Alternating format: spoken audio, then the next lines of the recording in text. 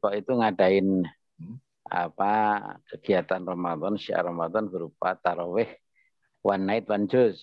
Jadi teman-teman hufat yang ada di Depok kita berdayakan sekitar 20-an orang itu mengimami di beberapa masjid yang mau menyelenggarakan satu malam satu juz. Ini mengingatkan saya seperti di Tebuireng ini. Di Jombang. Masya Allah. Cuma bedanya waktu itu kami waktu ke sana itu pesertanya sudah sepuh-sepuh, Pak. Oh, gitu ya. Jadi dia tuh totalitasnya luar biasa lah. Kita yang muda-muda kan waktu itu kan masih apa ya? Dulu yang muda kan ikut madhab yang cepat itu. Iya, kan ada beberapa kelompok kalau di pesantren kayak gitu memang. Iya. Itu misalnya di Kaliwungu juga gitu. Iya. Saya pernah pasaran di Kaliwungu itu kalau di masjid besarnya satu juz. Iya. Kalau di beberapa musola itu yang ini anak santri-santri yang muda-muda itu ya kuliah kulhu itu. Kuliah ya. Ya nggak apa-apa. Ramai tapi itu ramai sekali. Di beberapa tempat seperti itu sudah ada pengelompokan. PBNU aja nggak berani karena masyarakat sekitar situ kan masyarakat pedagang-pedagang itu, jadi kita tawarkan satu juz nggak mau, akhirnya ketemunya 1/4 juz. Ya lumayan lah. Iya lumayan, yang penting memang beda komunitas, beda ini kalau yang kayak di Tebuireng kan memang orang sudah ini Pak, sudah benar-benar fokusnya ibadah.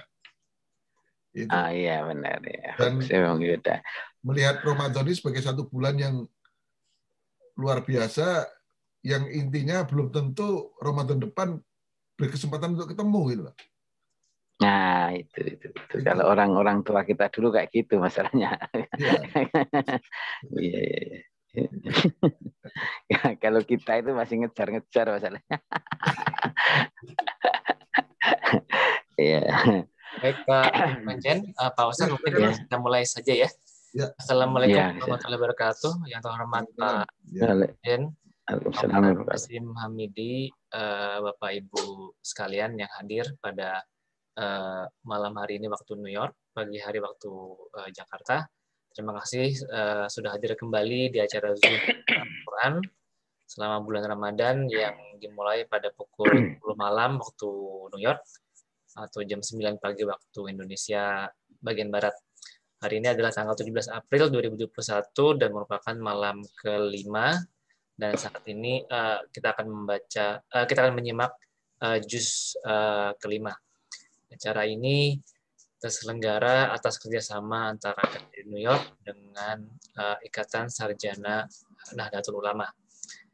Baik, kita akan menyimak semaan Al-Quran juz 5 yang akan didahulukan kultum oleh Pak Ustadz Jazim Hamidi. Kepada Pak Ustadz kami persilahkan.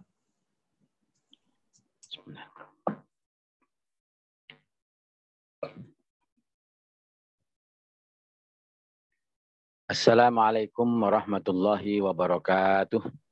Waalaikumsalam warahmatullahi wabarakatuh. Alhamdulillah. Nahmaduhu wa nasta'inuhu wa nastaghfiruh. Wa natubu ilaih wa natawakkalu alaih wa na'udzu billahi min syururi anfusina wa min sayyiati a'malina. May yahdihillahu fala mudilla lahu wa may yudlilhu fala hadiyalah. Asyhadu an la ilaha illallah wahdahu la syarika lahu wa asyhadu anna Muhammadan abduhu wa rasuluhu la nabiyya ba'dah. Assalatu wassalamu ala Rasulillah Sayyidina Muhammad ibn Abdullah wa ala alihi wa sahbihi wa mawalah amma ba'du. Yang sama-sama kita hormati Bapak Konjen RI untuk New York, Bapak Dr. Arifi Saiman MA, beserta para stafnya. Yang saya hormati pemandu acara Mas Bayu, dan Bapak-bapak, Ibu sekalian di mana saja berada. Malam ini adalah di New York malam ya, kalau di Indo pagi menjelang siang. Kita akan tadarus semaan Al-Quran masuk juz 5. Masuk juz 5. Juz 5 itu masih dalam rangkaian kelompok surah An-Nisa. Jadi juz 5 itu mu'adhamnya surat An-Nisa. Surat An-Nisa itu ada di penghujung juz 4, keseluruhan juz 5 dan awal juz 6. Surah An-Nisa dikatakan An-Nisa surat ini karena bercerita banyak tentang perempuan. Jadi kalau ibu-ibu mau tahu tentang hukum kewanitaan, hukum rumah tangga antara suami dan istri, maka bisa dibuka secara panjang lebar ada di surah An-Nisa.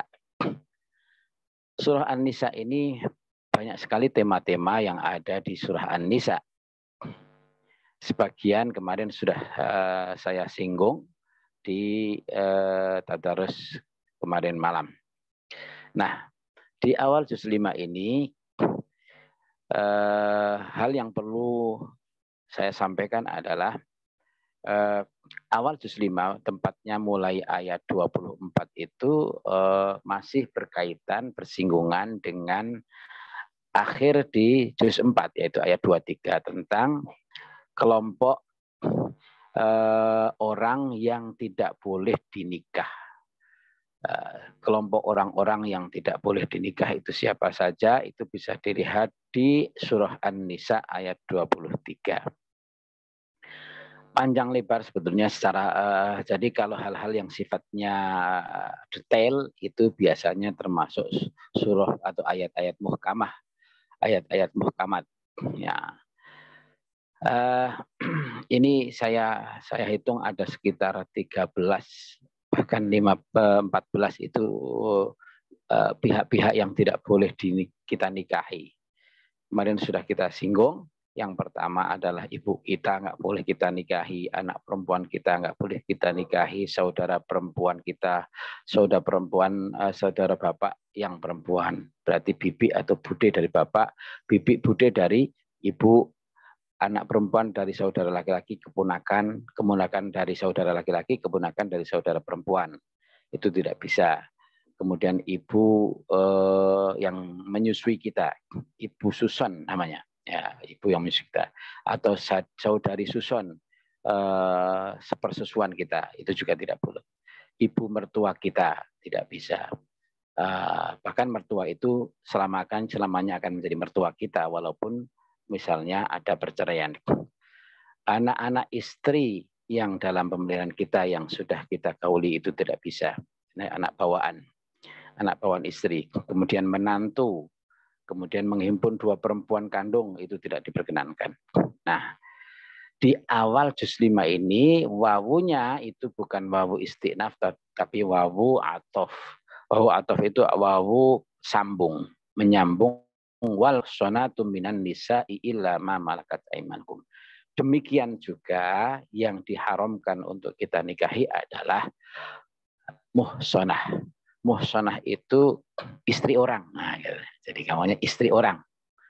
Istri orang itu artinya di sini secara tegas berarti disampaikan bahwa Islam tidak mengenal poliandri. Jadi Islam tidak mengenal poliandri karena seorang istri tidak bisa menikah pada waktu yang bersamaan dengan beberapa suami. Oke, ini ayatnya adalah wal muhsanatu minan nisa'i illa ma malakat aimanukum kitaballahi alaikum wa uhilla lakum ma wara'a dzalikum an tabtaghu bi amwalikum muhsinina ghaira musafihin famastamta'tum bihi minhunna fa'atuhunna ujurahunna fariidah ila akhir ayat. Ini awal dari juz 5. Kemudian ada beberapa ayat juga yang bicara soal perlindungan terhadap hak milik.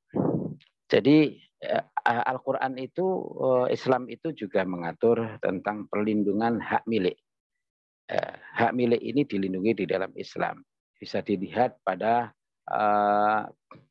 surah An-Nisa ayat 29 ya, 29. Ya ayyuhalladzina amanu la ta'kulu amwalakum bainakum bil batil illa an takuna tijaratan an taradin minkum wa la taqtulu anfusakum innallaha kana bikum rahima. Wahai orang-orang yang beriman, jangan kau makan harta-harta kalian di antara kalian dengan cara yang tidak benar, dengan cara yang batil, kecuali atas dasar tijarah, transaksi perdagangan yang sama-sama ridho. Wala taqtulu anfusakum, dan jangan kamu membunuh diri kalian sendiri. Ini kalau tijarah itu kalau hati-hati juga bisa berujung kepada saling membunuh satu sama lain. Nah, yang perlu saya sampaikan di sini bahwa ada 5 hal prinsipil di dalam Islam. Namanya ad-daruriyat al-khams. Ada 5 prinsip di dalam agama kita ini.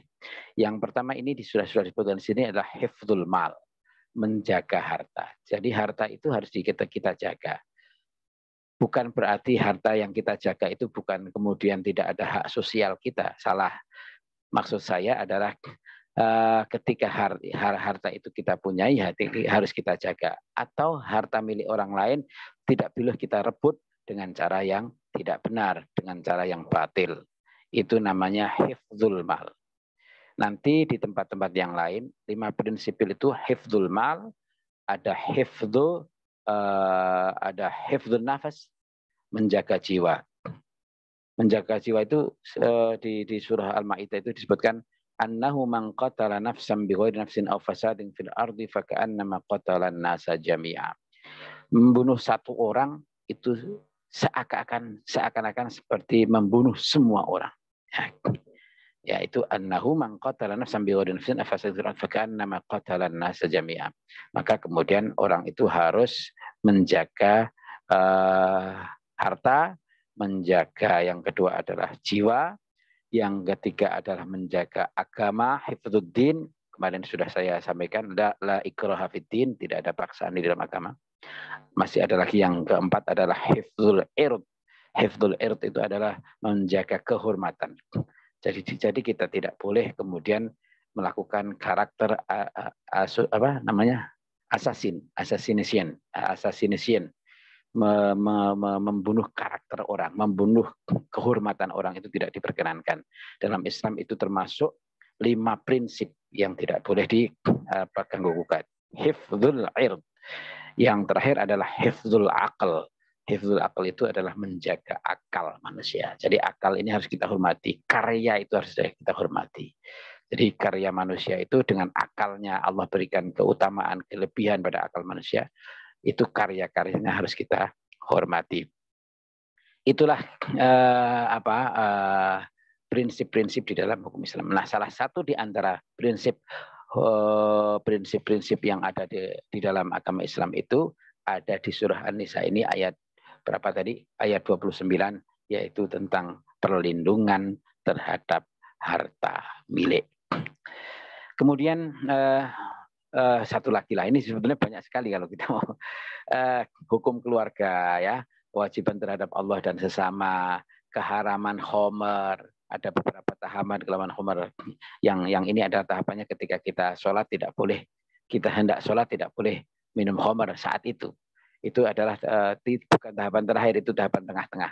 Nanti tahapan terakhir itu kalau sudah masyarakatnya sudah mapan, kemudian dikatakan bahwa khomer itu rijsun min amali syaitan, barang najis yang merupakan amal perbuatan syaitan.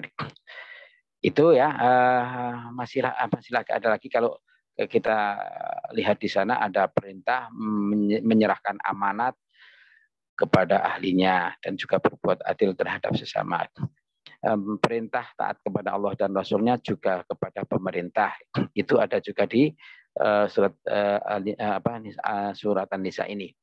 Kemudian surat An-Nisa ini juga bicara soal kematian. Kematian itu tidak bisa dihindari. Kematian itu tidak bisa dihindari. Walaupun manusia berlindung dimanapun saja.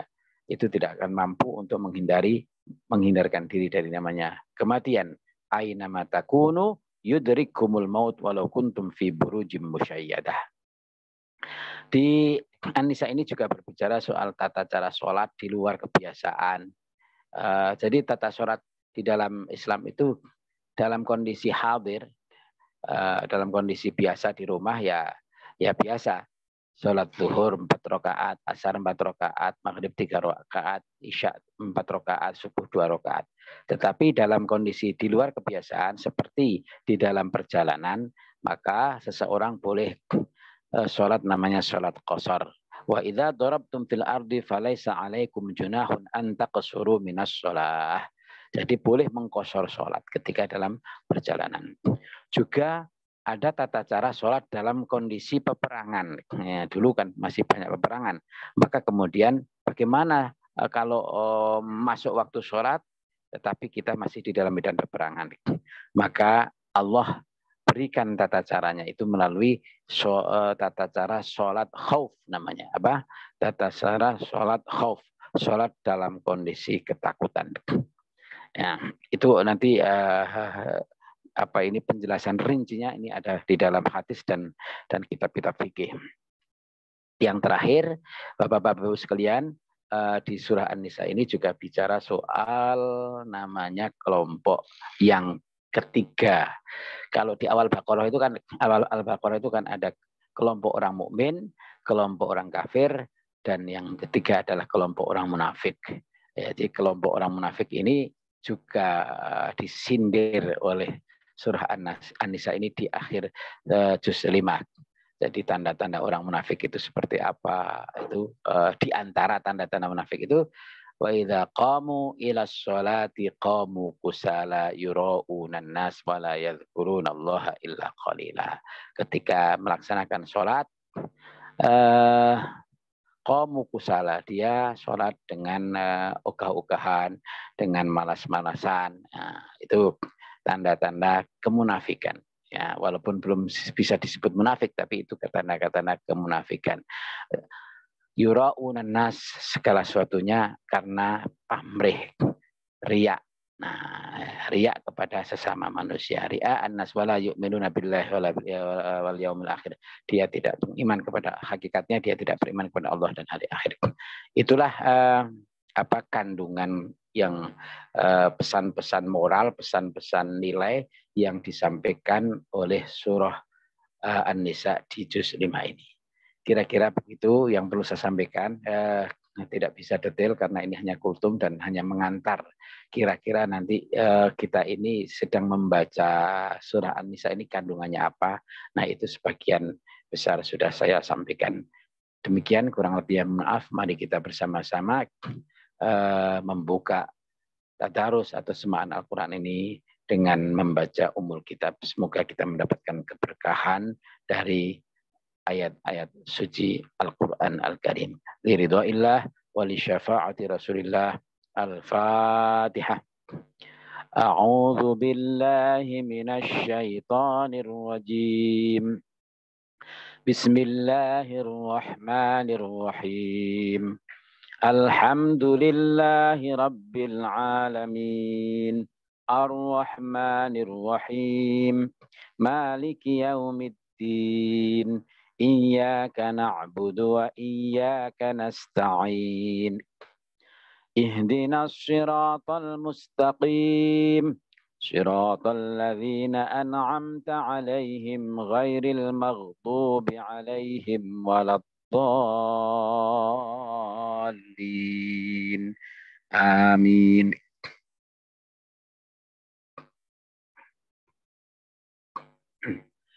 أعوذ بالله من الشيطان الرجيم. بسم الله الرحمن الرحيم. والمحصنات من النساء إلا ما ملكت أيمانكم كتاب الله عليكم وأحل لكم ما وراء ذلكم أن تبتغوا بأموالكم محسنين غير مسافحين فما استمتعتم به منهن فآتوهن أجورهن فريضة ولا جناح عليكم فيما تراضيتم به من بعد الفريضة إن الله كان عليما حكيما ومن لم يستطع منكم طولا أن ينكح المحصنات المؤمنات فمما ملكت أيمانكم من فتياتكم المؤمنات والله أعلم بإيمانكم بعضكم من بعض فانكحوهن بإذن أهلهن وآتوهن أجورهن بالمعروف محصنات غير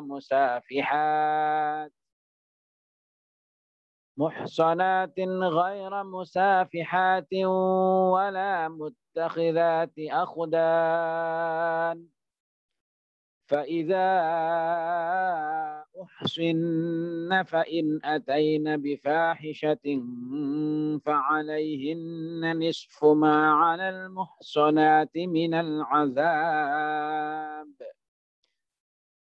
ذلك لمن خشي العنة منكم وأن تصبروا خير لكم والله غفور رحيم يريد الله ليبين لكم ويهديكم سنن الذين من قبلكم ويتوب عليكم والله عليم حكيم والله يريد أن يتوب عليكم ويريد الذين يتبعون الشهوات أن تميلوا ميلا عظيما يريد الله أن يخفف عنكم وخلق الإنسان ضعيفا يا أيها الذين آمنوا لا تأكلوا أموالكم بينكم بالباطل إلا أن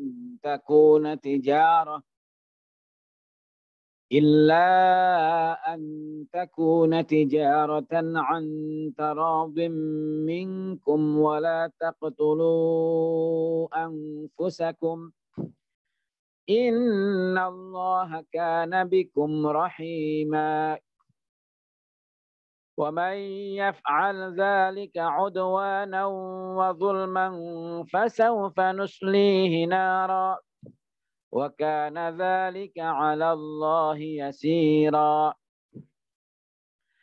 إن تجتنبوا كبائر ما تنهون عنه نكفر عنكم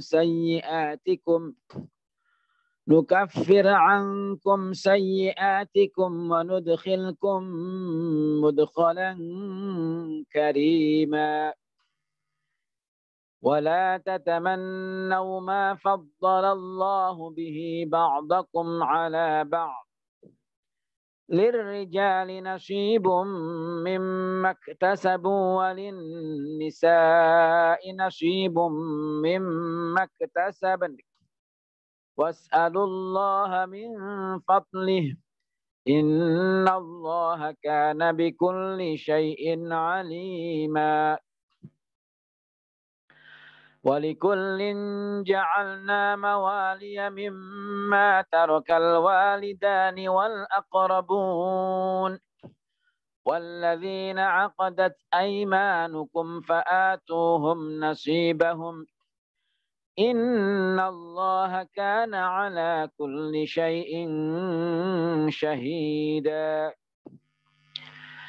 الرجال قوامون على النساء بما فضل الله بعضهم على بعض وبما أنفقوا من أموالهم فالصالحات قانتات حافظات للغيب بما حفظ الله واللاتي تخافون نشوزهن فعظوهن واهجروهن في المضاجع واضربوهن فإن أطعنكم فلا تبغوا عليهن سبيلا إن الله كان عليا كبيرا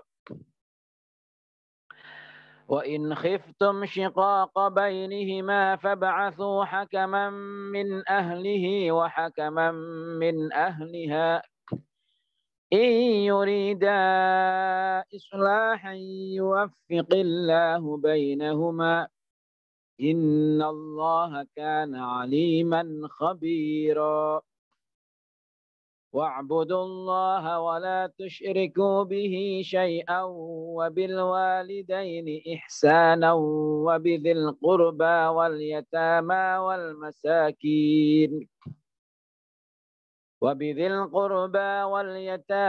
والمساكين والجار ذي القربى والجار الجنب والصاحب بالجنب وابن السبيل وما ملكت أيمانكم إن الله لا يحب من كان مختالا فخورا الذين يبخلون ويأمرون الناس بالبخل ويكتمون ما آتاهم الله من فضله وأعتدنا للكافرين عذابا مهينا والذين ينفقون أموالهم رئاء الناس ولا يؤمنون بالله ولا باليوم الآخر ومن يكن الشيطان له قرينا فساء قرينا وماذا عليهم لو آمنوا بالله واليوم الآخر وأنفقوا مما رزقهم الله وكان الله بهم عليما إن الله لا يظلم مثقال ذرة وإن تك حسنة يضاعفها ويؤت من لدنه أجرا عظيما فكيف إذا جئنا من كل أمة بشهيد وجئنا بك على هؤلاء شهيدا يومئذ يود الذين كفروا وعصوا الرسول لو تسوى بهم الأرض ولا يكتمون الله حديثا يا أيها الذين آمنوا لا تقربوا الصلاة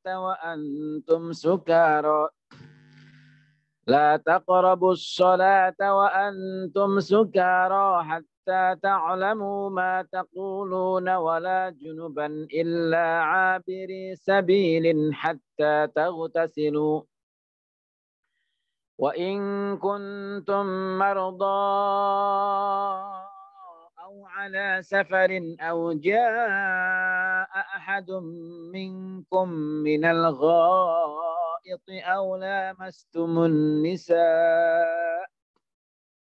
أو لامستم النساء فلم تجدوا ماء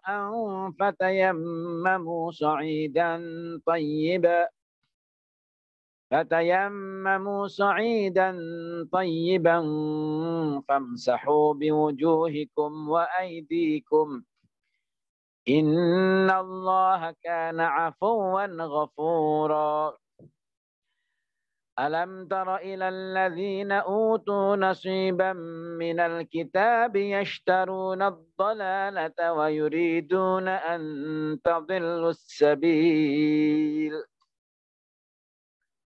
والله أعلم بأعدائكم وكفى بالله وليا وكفى بالله نصيرا إن الذين هادوا يحرفون الكلم عن مواضعه ويقولون سمعنا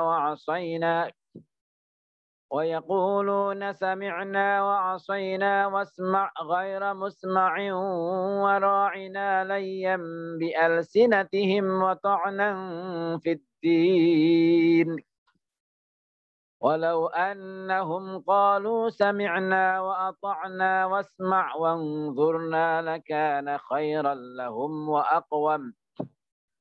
لكان خيرا لهم وأقوم ولكن لعنهم الله بكفرهم فلا يؤمنون إلا قليلا يا أيها الذين أوتوا الكتاب آمنوا بما نزلنا مصدقا لما معكم من قبل أن نطمس وجوها فنردها على أدبارها أو نلعنهم كما لعنا أصحاب السبت وكان أمر الله مفعولا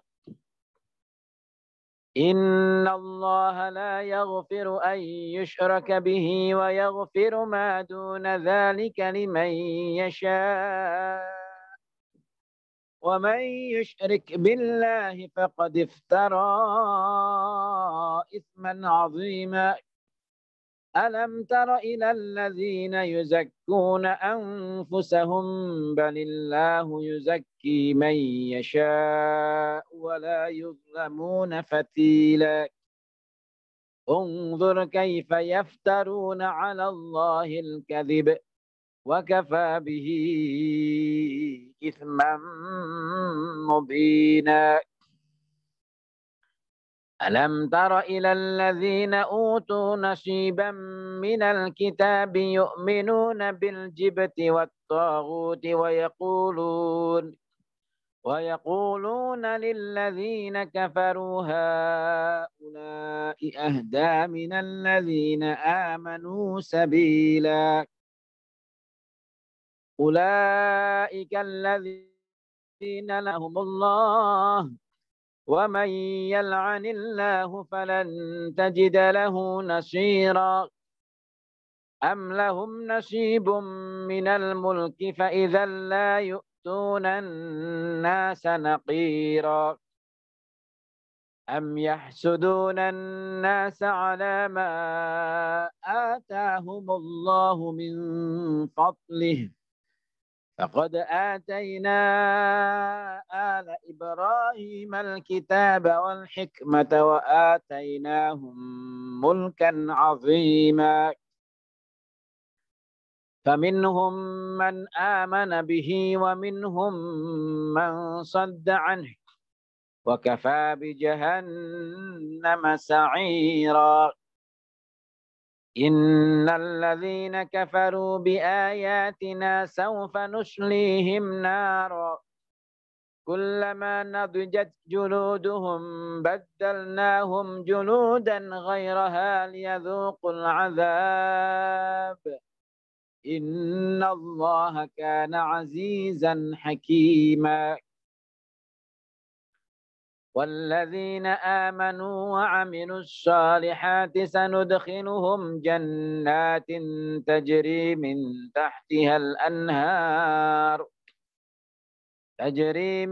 تحتها الأنهار خالدين فيها أبدا لهم فيها أزواج مطهرة وندخلهم ظلا ظليلا إن الله يأمركم أن تؤدوا الأمانات إلى أهلها وإذا حكمتم بين الناس أن تحكموا بالعدل إن الله نعم ما يعظكم به إن الله كان سميعا بصيرا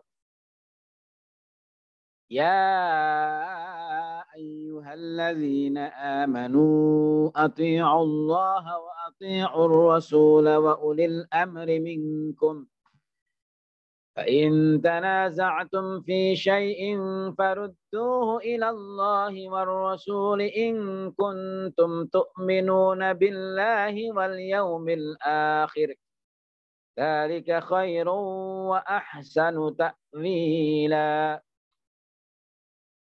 ألم تر إلى الذين يزعمون أنهم آمنوا بما أنزل إليك وما أنزل من قبلك يريدون أن يتحاكموا إلى الطاغوت وقد أمروا أن يكفروا به ويريد الشيطان أن يضلهم ضلالا بعيدا وإذا قيل لهم تعالوا إلى ما أنزل الله وإلى الرسول رأيت المنافقين يصدون عنك صدودا فكيف إذا أصابتهم مصيبة بما قدمت أيديهم ثم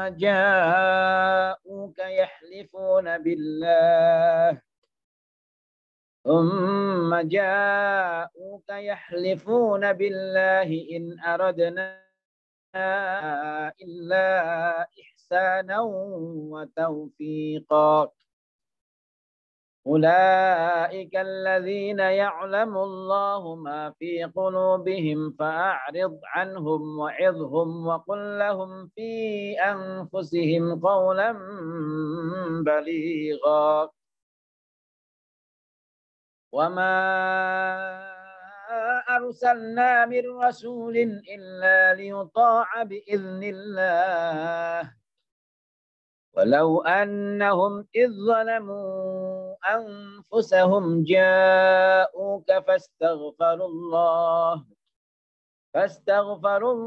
واستغفر لهم الرسول لوجدوا الله توابا رحيما فلا وربك لا يؤمنون حتى يحكموك فيما شجر بينهم ثم لا يجدوا في أنفسهم حرجا مما قضيت ويسلموا تسليما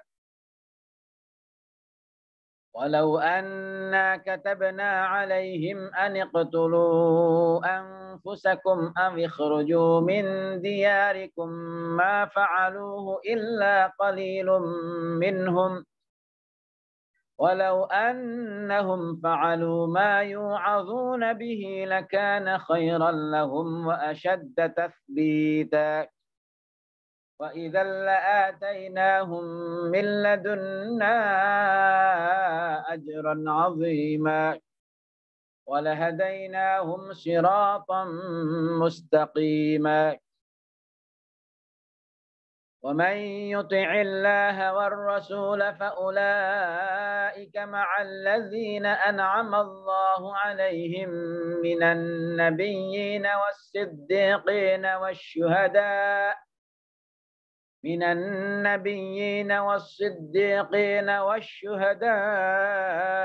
والصالحين وحسن أولئك رفيقا ذلك الفضل من الله وكفى بالله عليما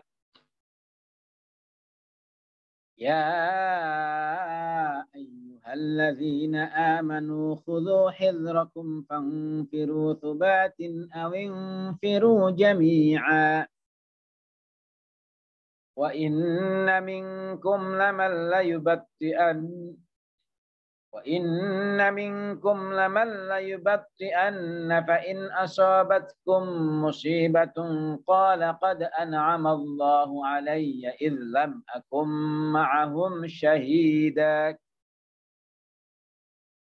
ولئن أصابكم فضل من الله ليقولن كأن لم تكن بينكم وبينه مودة يا ليتني كنت معهم فأفوز فوزا عظيما فليقاتل في سبيل الله الذين يشرون الحياة الدنيا بالآخرة ومن يقاتل في سبيل الله فيقتل أو يغلب فسوف نؤتيه أجرا عظيما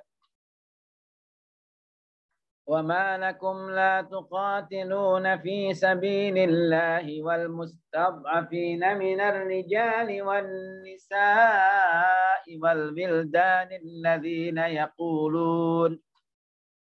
والولدان الذين يقولون ربنا أخرجنا من هذه القرية الظالم أهلها واجعل لنا من لدنك وليا واجعل لنا من لدنك نصيرا الذين آمنوا يقاتلون في سبيل الله والذين كفروا يقاتلون في سبيل الطاغوت فقاتلوا أولياء الشيطان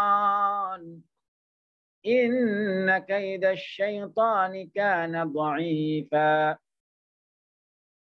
ألم تر إلى الذين قيل لهم كفوا أيديكم وأقيموا الصلاة وآتوا الزكاة فلما كتب عليهم القتال إذا فريق منهم يخشون الناس كخشية الله أو أشد خشية وقالوا ربنا لم كتبت علينا القتال لولا أخرتنا إلى أجل قريب قل متاع الدنيا قليل والآخرة خير لمن اتقى ولا تظلمون فتيلا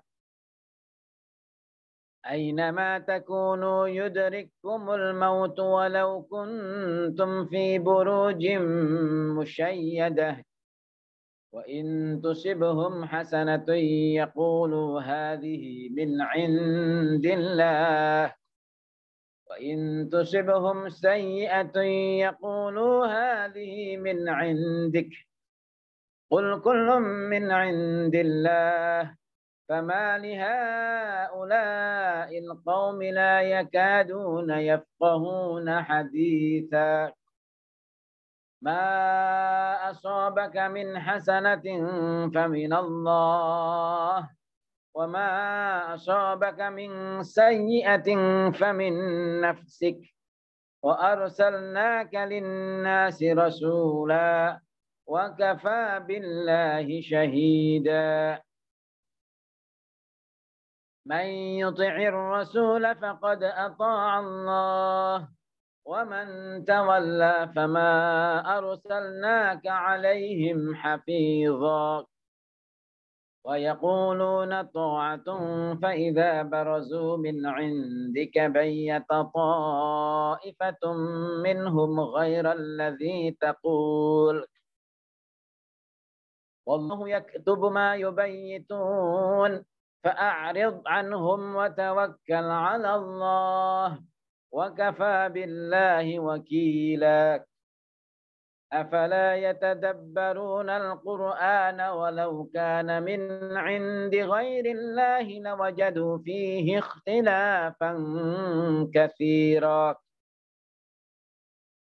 وإذا جاءهم أمر من الأمن أو الخوف أذاعوا به ولو ردوه إلى الرسول وإلى أولي الأمر منهم لعلمه الذين يستنبطونه منهم ولولا فضل الله عليكم ورحمته لاتبعتم الشيطان إلا قليلا فقاتل في سبيل الله لا تكلف إلا نفسك وحرض المؤمنين عسى الله أن يكف بأس الذين كفروا والله أشد بأسا وأشد تنكيلا من يشفع شفاعة حسنة يكن له نصيب منها ومن يشفع شفاعة سيئة يكن له كفل منها وكان الله على كل شيء مقيتا وإذا حييتم بتحية فحيوا بأحسن منها أو ردوها إن الله كان على كل شيء حسيبا الله لا إله إلا هو ليجمعنكم إلى يوم القيامة لا ريب فيه ومن أصدق من الله حديثا فما لكم في المنافقين فئتين والله أركسهم بما كسبوا أتريدون أن تهدوا من أضل الله ومن يضلل الله فلن تجد له سبيلا ودوا لو تكفرون كما كفروا فتكونون سواء فلا تتخذوا منهم أولياء حتى يهاجروا في سبيل الله فإن تولوا فخذوهم واقتلوهم حيث وجدتموهم ولا تتخذوا منهم وليا ولا نصيرا إلا الذين يصلون إلى قوم بينكم وبينهم ميثاق أو جاءوكم حصرت صدورهم أن يقاتلوكم أو يقاتلوا قومهم ولو شاء الله لسلطهم عليكم فلقاتلوكم فإن اعتزلوكم فلم يقاتلوكم وألقوا إليكم السلم فما جعل الله لكم عليهم سبيلا ستجدون آخرين يريدون أن يأمنوكم ويأمنوا قومهم كلما ردوا إلى الفتنة أركسوا فيها فإن لم يعتزلوكم ويلقوا إليكم السلم ويكفوا أيديهم فخذوهم وقتلوهم حيث ثقفتموهم وأولئكم جعلنا لكم عليهم سلطانا مبينا وما كان لمؤمن أن يقتل مؤمنا إلا خطأ ومن قتل مؤمنا خطأ فتحرير رقبة مؤمنة ودية مسلمة إلى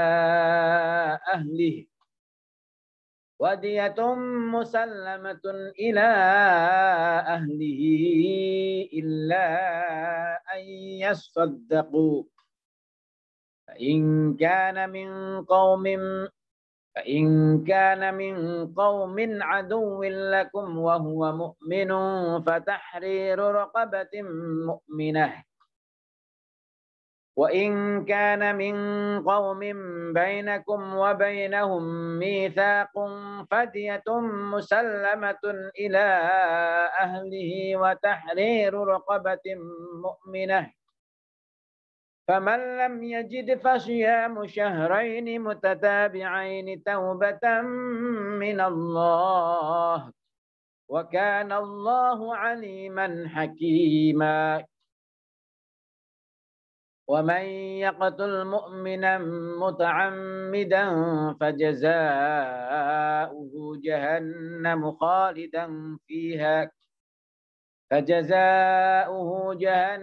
خالدا فيها وغضب الله عليه ولعنه وأعد له عذابا عظيما. يا أيها الذين آمنوا إذا ضربتم في سبيل الله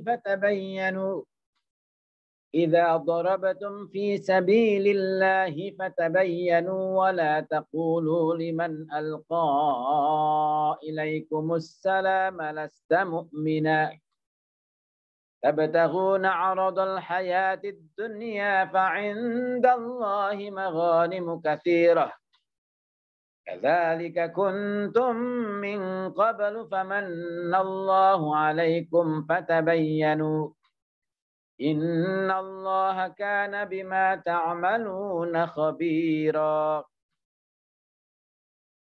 لا يستوي القاعدون من المؤمنين غير أولي الضرر والمجاهدون في سبيل الله بأموالهم وأنفسهم فضل الله المجاهدين بأموالهم وأنفسهم على القاعدين درجة وكلا وعد الله الحسنى وفضل الله المجاهدين على القاعدين أجرا عظيما درجات منه ومغفرة ورحمة وكان الله غفورا رحيما.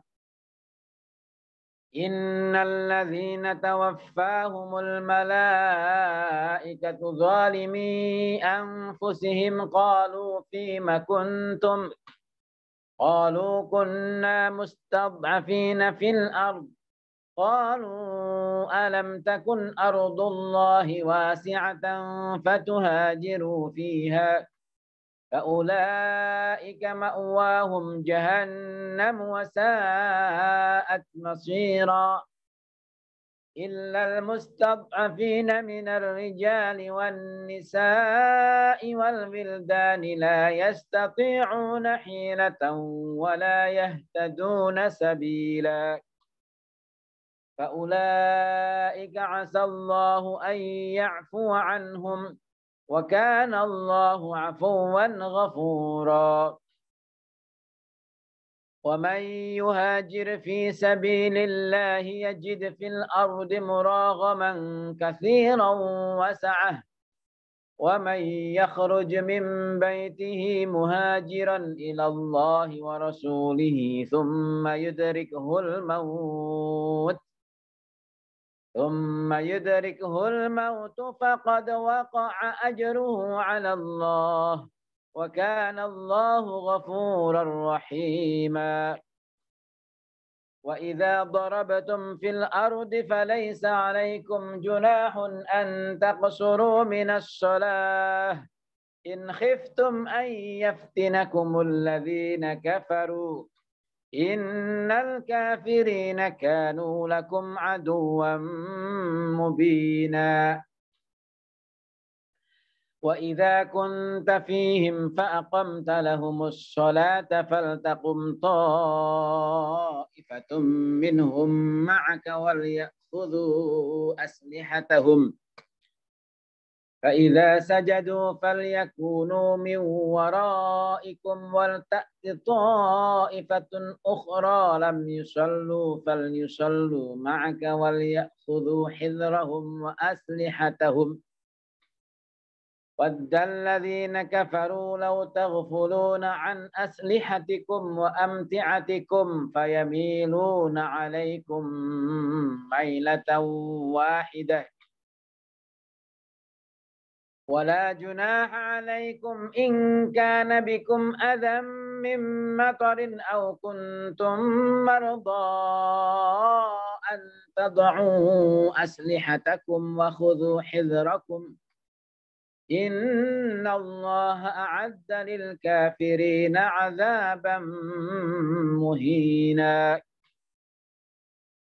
فإذا قضيتم الصلاة فاذكروا الله قياما وقعودا وعلى جنوبكم فإذا طمأننتم فأقيموا الصلاة إن الصلاة كانت على المؤمنين كتابا موقوتا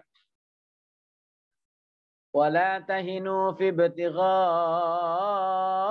القوم إن تكونوا تألمون فإنهم يألمون كما تألمون وترجون من الله ما لا يرجون وكان الله عليما حكيما إنا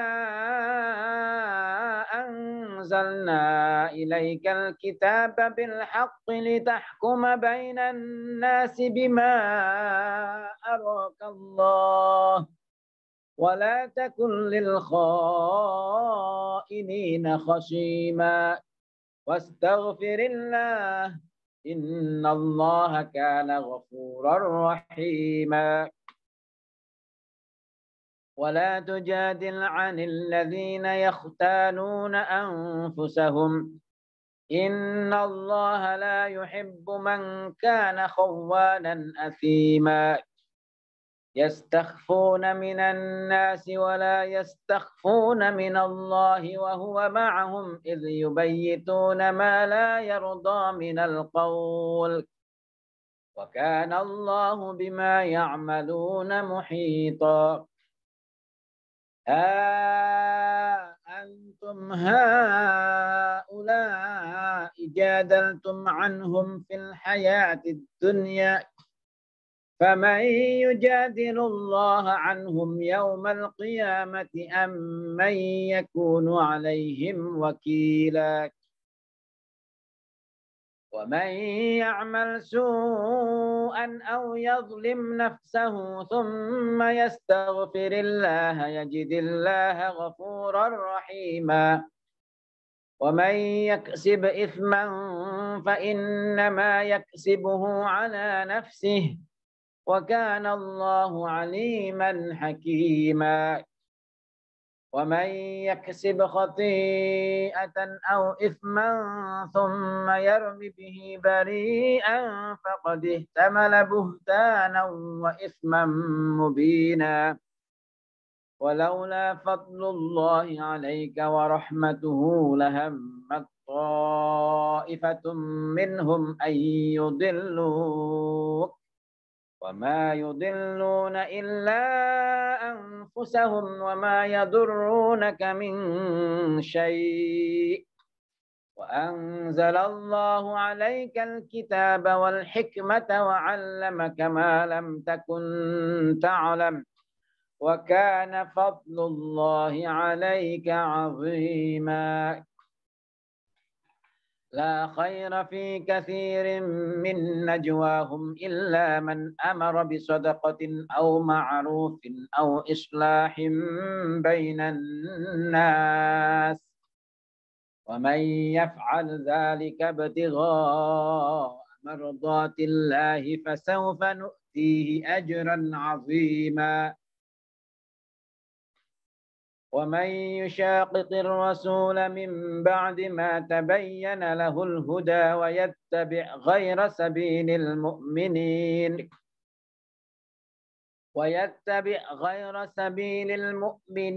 نوله ما تولى ونصله جهنم وساءت مصيرا إن الله لا يغفر أن يشرك به ويغفر ما دون ذلك لمن يشاء ومن يشرك بالله فقد ضل ضلالا بعيدا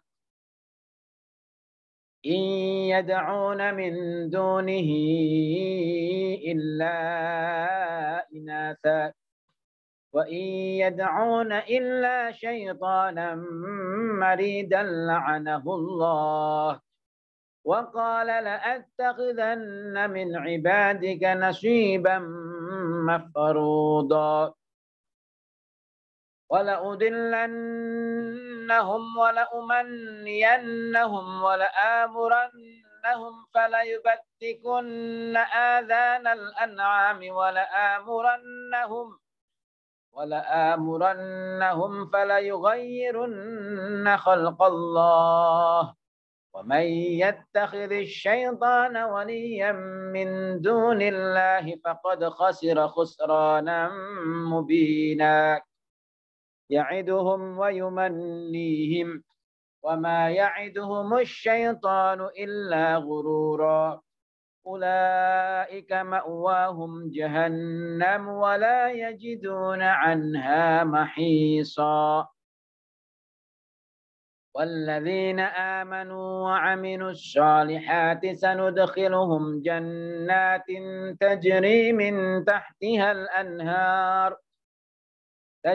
من تحتها الأنهار خالدين فيها أبدا وعد الله حقا ومن أصدق من الله قيلا ليس بأمانيكم ولا أماني أهل الكتاب من يعمل سوءا يجز به ولا يجد له من دون الله وليا ولا نصيرا ومن يعمل من الصالحات من ذكر أو أنثى وهو مؤمن فأولئك يدخلون الجنة ولا يظلمون نقيرا ومن أحسن دينا ممن أسلم وجهه لله وهو محسن واتبع ملة إبراهيم حنيفا واتخذ الله إبراهيم خليلا ولله ما في السماوات وما في الأرض وكان الله بكل شيء محيطا ويستفتونك في النساء قل الله يفتيكم فيهن وما يتلى عليكم في الكتاب في يتامى النساء اللاتي لا تؤتونهن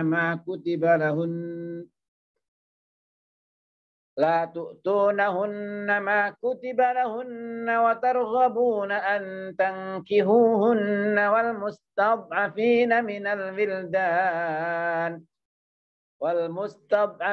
من البلدان وأن تقوموا لليتامى بالقسط وما تفعلوا من خير فإن الله كان به عليما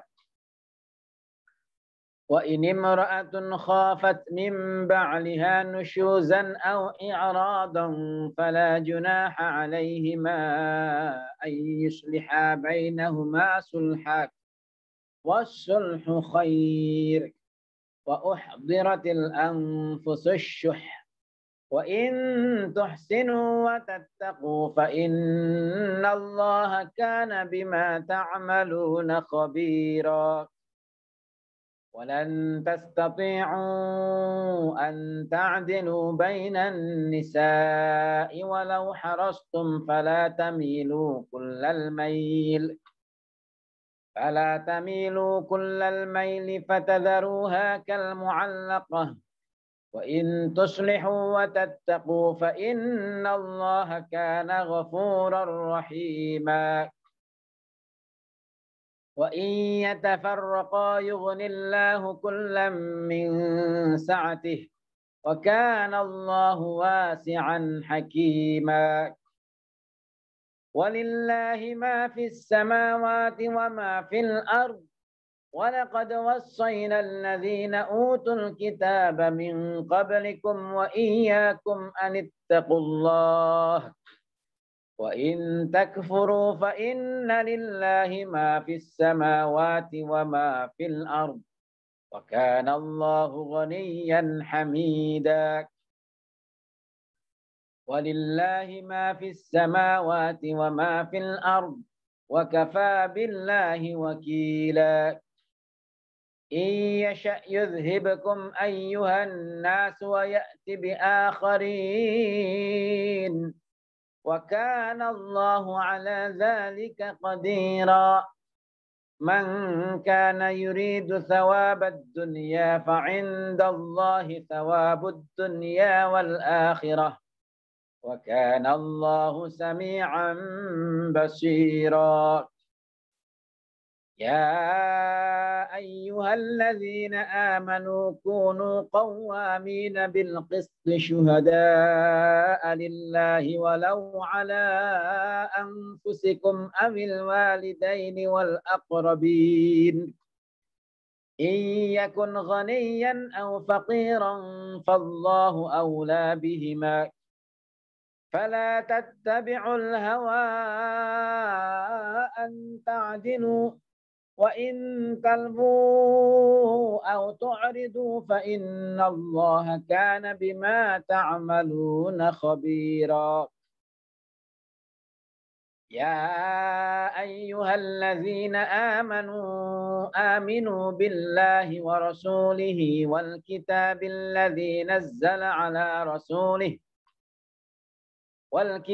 الذي نزل على رسوله والكتاب الذي أنزل من قبل ومن يكفر بالله وملائكته وكتبه ورسله واليوم الآخر فقد ضل ضلالا بعيدا إن الذين آمنوا ثم كفروا ثم آمنوا ثم كفروا ثم ازدادوا كفرا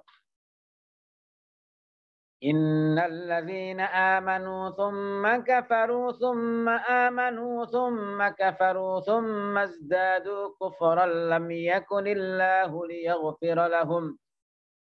لم يكن الله ليغفر لهم ولا ليهديهم سبيلا بشر المنافقين بأن لهم عذابا أليما الذين يتخذون الكافرين أولياء من دون المؤمنين أيبتغون عندهم العزة فإن العزة لله جميعا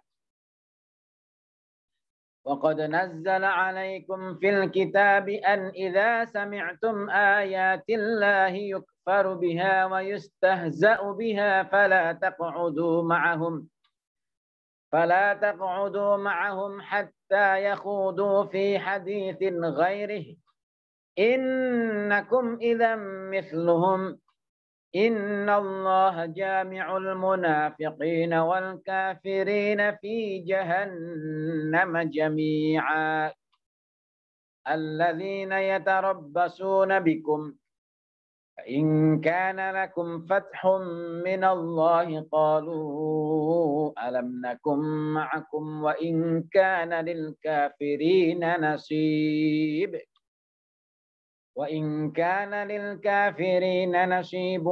قالوا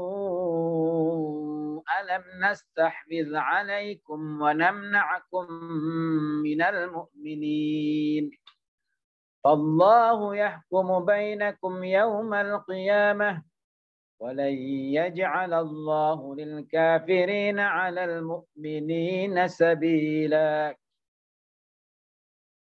إن المنافقين يخادعون الله وهو خادعهم وإذا قاموا إلى الصلاة قاموا كسالى يراءون الناس ولا يذكرون الله إلا قليلا مذبذبين بين ذلك لا إله هؤلاء ولا إله هؤلاء ومن يضلل الله فلن تجد له سبيلا يا أيها الذين آمنوا لا تتخذوا الكافرين أولياء من دون المؤمنين أتريدون أن تجعلوا لله عليكم سلطانا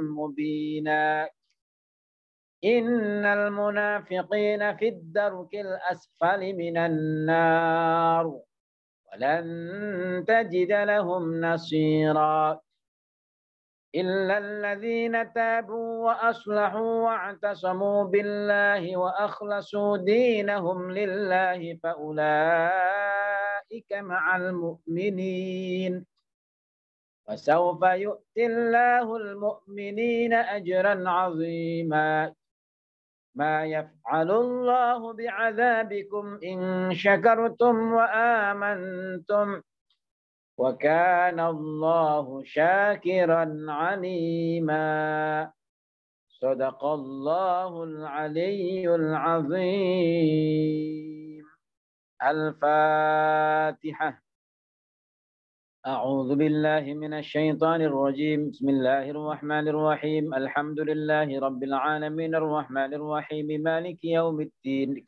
إياك نعبد وإياك نستعين اهدنا الصراط المستقيم صراط الذين أنعمت عليهم غير المغضوب عليهم ولا الضالين آمين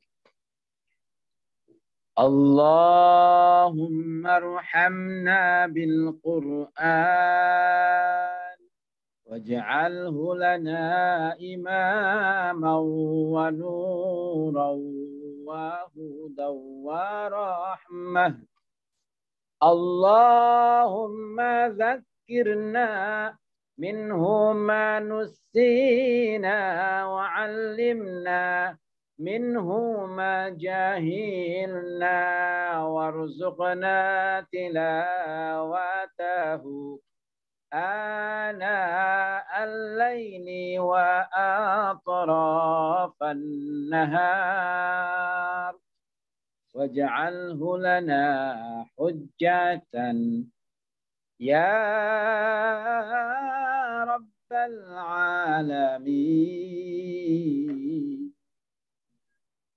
Sadaqallahul azim, taqabbalallahu minna minkum taqabbal ya karim. Demikian pembacaan semaan Al-Quran, berikut kultumnya sudah bisa kita laksanakan.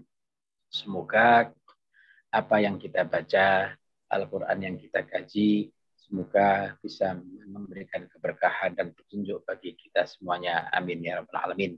Amin. Semoga puasa kita, ibadah kita di bulan Ramadan ini Allah catat sebagai amal soleh kita, Allah catat sebagai amal khair kita untuk bekal di hari kemudian kita. Demikian, kurang lebihnya mohon maaf.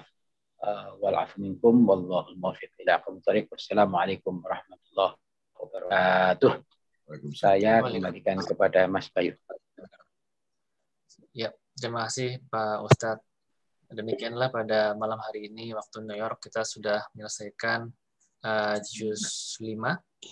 Kita akan melanjutkan lagi besok malam untuk juz 6, yaitu An-Nisa dari ayat 148 sampai dengan Al-Maidah ayat 82. Sebelum ditutup, mungkin Pak Konjen mau menyampaikan sesuatu? Ya, mungkin sedikit aja. Mungkin kami menyampaikan terima kasih untuk Pak Ustadz Jasim Khazidi dan Bapak Nasihun Syahroni. Beliau ini selalu hadir di semaan ini. Dan terima kasih Pak, ini menambah semangat kami nih untuk apa? Untuk tidak hadir, untuk malu kalau kita tidak hadir. Dan saya rasa kita akan semakin rindu ya untuk menunggu semaan-semaan berikutnya dan sampai ketemu besok malam. Besok malam, insya Allah memang kami besok akan berada di luar kota, tapi saya upayakan saya akan tetap mengikuti acara semaan itu, biarpun mungkin dari HP ya. Tapi akan saya coba untuk saya selalu ikut karena kami nggak mau ketinggalan ada satu acara semaan yang sudah kita rencanakan dari awal. Kalau sampai kita ketinggalan ini berarti kita akan kehilangan satu juz untuk acara semaan kita ini. Saya rasa itu Mas dari kami. Kurang lebihnya terima kasih. Wallahul muwaffiq ila aqwamit thoriq. Wassalamualaikum warahmatullahi wabarakatuh. Saya kembalikan ke Mas Bayu. Silakan Mas. Waalaikumsalam warahmatullahi wabarakatuh. Demikian kita sudahi untuk malam hari ini. Kita ketemu lagi di besok malam. Terima kasih atas kehadirannya, Ibu sekalian yang menghadiri acara ini, Pak Konjen, Pak Jazim. Kami tutup. Wassalamualaikum warahmatullahi wabarakatuh. Waalaikumsalam. Izin Pak, semua. Selamat pagi.